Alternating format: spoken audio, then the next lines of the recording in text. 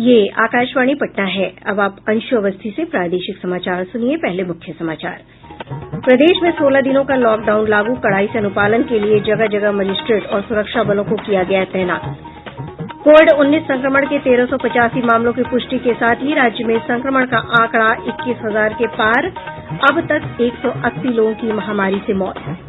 मौसम विभाग ने 18 से 20 जुलाई तक प्रदेश में भारी बारिश को लेकर अलर्ट जारी किया। और प्रदेश में सभी प्रमुख नदियों के जलस्तर में तेजी से बढ़ोतरी जारी। गंगा, गंडक, बूढ़ी गंडक और अधवारा समूह की नदियों का जलस्तर बढ़ा। अब समाचार विस्तार से। पूरे प्रदेश में आज से लॉकडाउन प्रभावी हो गया है। ये 31 जुलाई तक लागू रहेगा। 16 दिन की इस पूर्णबंदी के दौरान सभी सरकारी कार्यालय, निजी कार्यालय, प्रतिष्ठान, शैक्षणिक संस्थान और धार्मिक स्थल बंद रहेंगे। वहीं सामाजिक, राजनीतिक, सांस्कृतिक और खेल गतिविधियों के आयोजन पर भी रोक रहेगी। लॉकडाउन का कड़ाई से अनुपालन कराने के लिए विभिन्न जिलों में पर्याप्त संख्या में मजिस्ट्रेट और पुलिस तथा सुरक्षा बलों की तैनाती की गयी है। लॉकडाउन के प्रावधानों में कहा गया है कि इस अवधि में आवश्यक सेवाओं को छोड़कर सभी अन्य सेवाएं बंद रहेंगी। सार्वजनिक बस सेवाओं का परिचालन भी इस अवधि में प्रतिबंधित रहेगा। इस दौरान अस्पताल, दूरसंचार सेवा, बैंकिंग और एटीएम सेवाएं, नगर निकाय से जुड़ी सेवाएं, विद्युत विभाग, पोस्ट ऑफिस समेत अन्य आवश्यक सेवाओं से जुड़े कार्यालय खुले रहेंगे। फल, सब्जियों तथा मांस, मछली और अंडे की दुकानें सुबह और शाम के समय एक निश्चित अवधि के लिए खुलेंगी। वहीं डेयरी और किराना दुकानें पूर्व की तरह खुली रहेंगी। दवा दुकानें, पेट्रोल पंप और एलपीजी गैस एजेंसी को लॉकडाउन के दायरे से बाहर रखा गया है। इलेक्ट्रॉनिक तथा प्रिंट मीडिया समेत अन्य आवश्यक और आपात सेवाएं चालू रहेंगी। केंद्र सरकार के दिशा निर्देशों के अनुरूप रेलवे और हवाई सेवा पर रोक नहीं लगाई गई है। टैक्सी और ऑटो रिक्शा का परिचालन जारी रहेगा, जबकि लोग अपने निजी वाहन से अति आवश्यक काम होने की स्थिति में ही बाहर निकल सकते हैं। एक जिले से दूसरे जिले में जाने के लिए ई पास लेना आवश्यक होगा। लॉकडाउन में सामानों के परिवहन पर रोक नहीं रहेगी। आज लोगों के लिए फल, सब्जी, दूध, मछली, मांस और अन्य जरूरी वस्तुएं खरीदने के लिए सुबह 6 बजे से लेकर 10 बजे तक और शाम 4 बजे से लेकर 7 बजे तक लॉकडाउन में ढील दी गई है।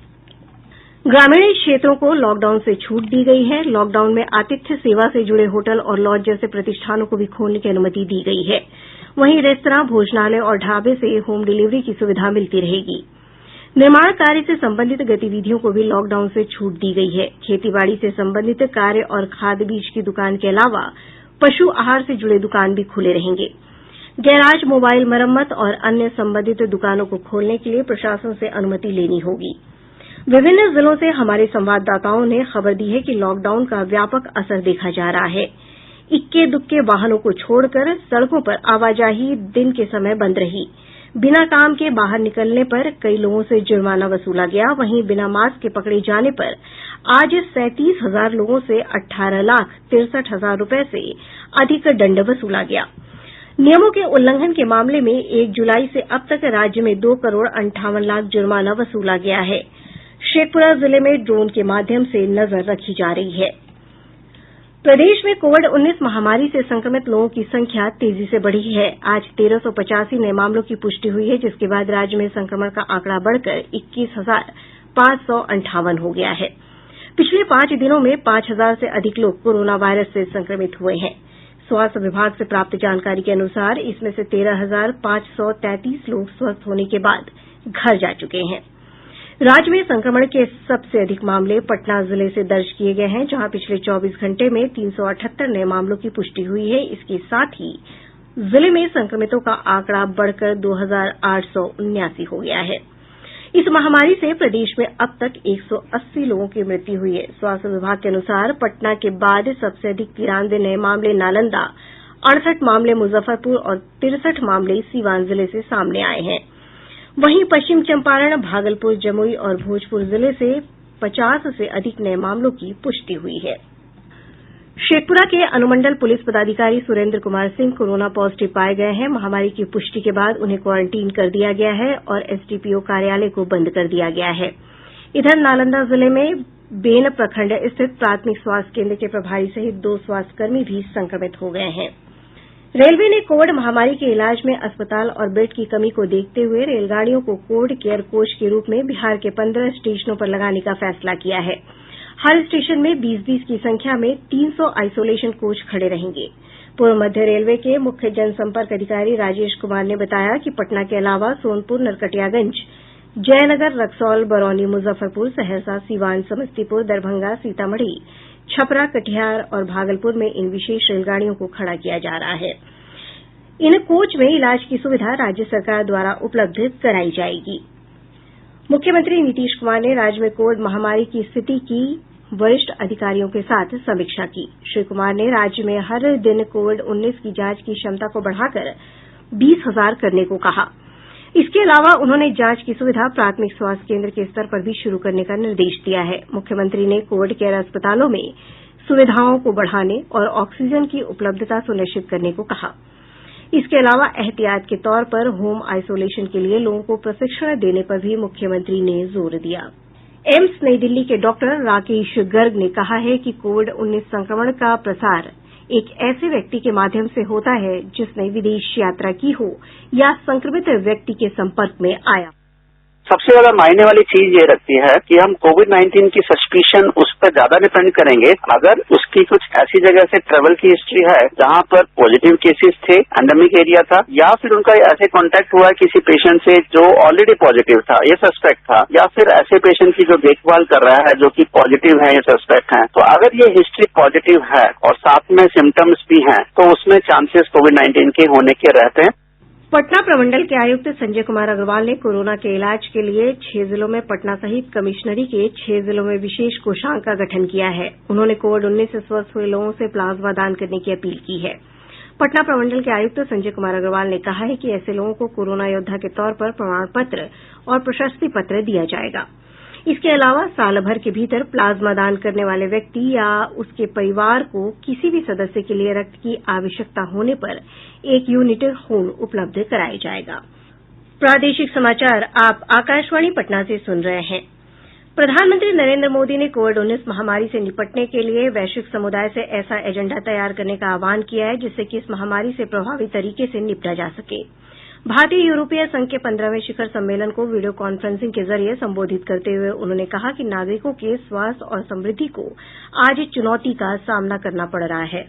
कोविड-19 के कारण हमें मार्च में इंडिया EU समिट स्थगित करनी पड़ी थी। अच्छी बात है कि हम वर्चुअल माध्यम से मिल पा रहे हैं। आपके शुरुआती रिमार्क्स के लिए मैं आप दोनों महाशयों का बहुत बहुत धन्यवाद करता हूं।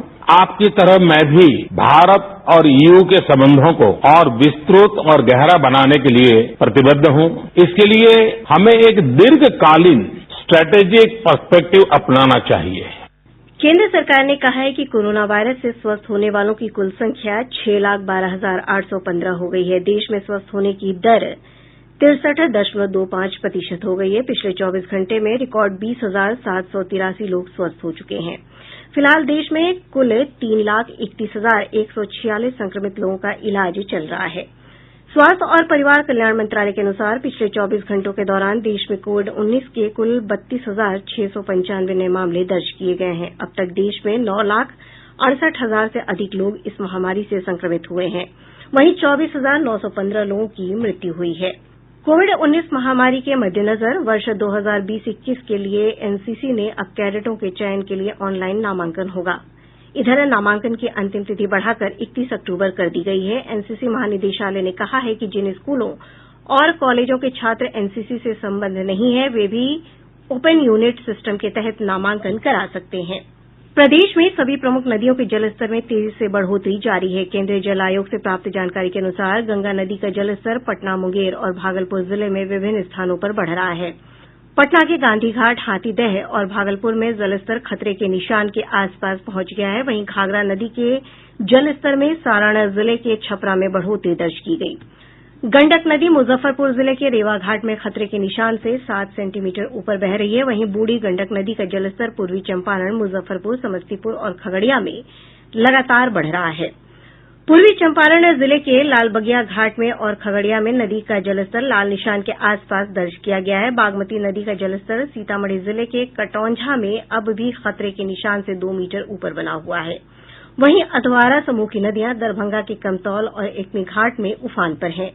मधुबनी जिले के जयनगर और झंझारपुर में कमला बलान नदी अब भी लाल निशान के ऊपर बनी हुई है, जबकि कोसी नदी का जलस्तर सुपौल जिले के बसुआ में कम हुआ है। वहीं खगड़िया के बलतारा और कटिहार के कुर्सेला में कोसी नदी के जलस्तर में बढ़ोतरी हुई है। प्राप्त जानकारी के अनुसार अररिया जिले में परमान नदी का जलस्तर खतरे के निशान से करीब 1 मीटर ऊपर है, लेकिन इसमें तेजी से गिरावट हो रही है। पश्चिम चंपारण से हमारे संवाददाता ने बताया कि गंडक की सहायक नदी मसान का जलस्तर तेजी से बढ़ा है, जिसके कारण रामनगर प्रखंड में भीषण कटाव हो रहा है। बाढ़ के कारण खेत में लगी फसल डूब गई है। उधर दरभंगा में बागमती और अधवारा समूह की नदियों से घनश्यामपुर, कीरतपुर, कुशेश्वर स्थान और गौरा बोड़ाम प्रखंडों के प्रभावित क्षेत्रों में बाढ़ की स्थिति में सुधार हुआ है। बाढ़ वाले इलाके में जिला प्रशासन ने सामुदायिक रसोई घरों का संचालन शुरू कर दिया है। वहीं लोगों के इलाज के लिए मेडिकल टीम को भी तैनात किया गया है। प्रदेश में मानसून की सक्रियता कम हो गई है। आज से अगले 48 घंटे तक भारी बारिश से राहत के आसार हैं। वहीं 18 से 20 जुलाई तक नेपाल के तराई से सटे जिलों उत्तर बिहार के कुछ स्थानों पर भारी बारिश हो सकती है। 20 जुलाई को पूर्वी और पश्चिम चंपारण, सारण, सिवान और गोपालगंज में भारी बारिश को लेकर अलर्ट जारी किया है। मौसम विज्ञान केन्द्र पटना के वैज्ञानिक दिनेश कुमार भारती ने बताया कि अगले 24 घंटों के दौरान कुछ क्षेत्रों में हल्की बारिश होने की संभावना है। विगत 24 घंटे में मानसून की स्थिति सामान्य रही। 16 जुलाई तक बिहार में सामान्य से 45% अधिक बारिश दर्ज की गई। आज मानसून की अक्षीय रेखा झारखंड के जमशेदपुर एवं पश्चिम बंगाल के दीघा से होकर गुजर रही है, जिनके प्रभाव से उत्तरी बिहार में मध्यम स्तर एवं दक्षिण बिहार में हल्की से मध्यम स्तर की बारिश एवं बिजली के साथ मेघ गर्जन का पूर्वानुमान है। प्राप्त जानकारी के अनुसार पिछले 24 घंटों के दौरान सबसे अधिक 70 मिलीमीटर बारिश किशनगंज जिले के गलगलिया में दर्ज की गई है। वहीं सुपौल और अररिया जिले में भी कुछ स्थानों पर हल्की से मध्यम वर्षा हुई है। राज्य में 15 लाख हेक्टेयर क्षेत्र से अधिक भूभाग में धान की रोपनी का कार्य पूरा हो गया है। कृषि मंत्री प्रेम कुमार ने कहा है कि धान रोपनी के कुल लक्ष्य का लगभग 46% हासिल कर लिया गया है। श्री कुमार ने कहा कि मुंगेर, शेखपुरा, सहरसा और कटिहार को छोड़कर अन्य 34 जिलों में सामान्य से अधिक बारिश हुई है, जिसके चलते राज्य में धान की अच्छी पैदावार की उम्मीद है। प्रदेश में कुछ आईएएस और आईपीएस अधिकारियों का तबादला किया गया है और नये प्रभार दिये गये हैं। संजय कुमार सिंह को लखीसराय का नया जिलाधिकारी बनाया गया है। वहीं स्वप्ना जी मेश्राम को नवगछिया पुलिस जिले का नया एसपी बनाया गया है। वहीं मुख्य निर्वाचन पदाधिकारी के कार्यालय में 2 अधिकारियों की तैनाती की गई है। गोपाल मीणा और रंजीता को राज्य का अपर मुख्य निर्वाचन पदाधिकारी नियुक्त किया गया है। और अब अंत में मुख्य समाचार एक बार फिर। प्रदेश में 16 जिलों का लॉकडाउन लागू, कड़ाई से अनुपालन के लिए जगह जगह मजिस्ट्रेट और सुरक्षा बलों को किया गया तैनात। कोविड-19 संक्रमण के 1385 मामलों की पुष्टि के साथ ही राज्य में संक्रमण का आंकड़ा 21,000 के पार। अब तक 180 लोगों की महामारी से मौत। मौसम विभाग ने 18 से 20 जुलाई तक प्रदेश में भारी बारिश को लेकर अलर्ट जारी किया। और प्रदेश में सभी प्रमुख नदियों के जलस्तर में तेजी से बढ़ोतरी जारी। गंगा, गंडक, बूढ़ी गंडक और अधवारा समूह की नदियों का जलस्तर बढ़ा। इसके साथ ही आकाशवाणी पटना से प्रसारित प्रादेशिक समाचार का ये अंक समाप्त हुआ। घर में रहिए, सुरक्षित रहिए और सुनते रहिए आकाशवाणी।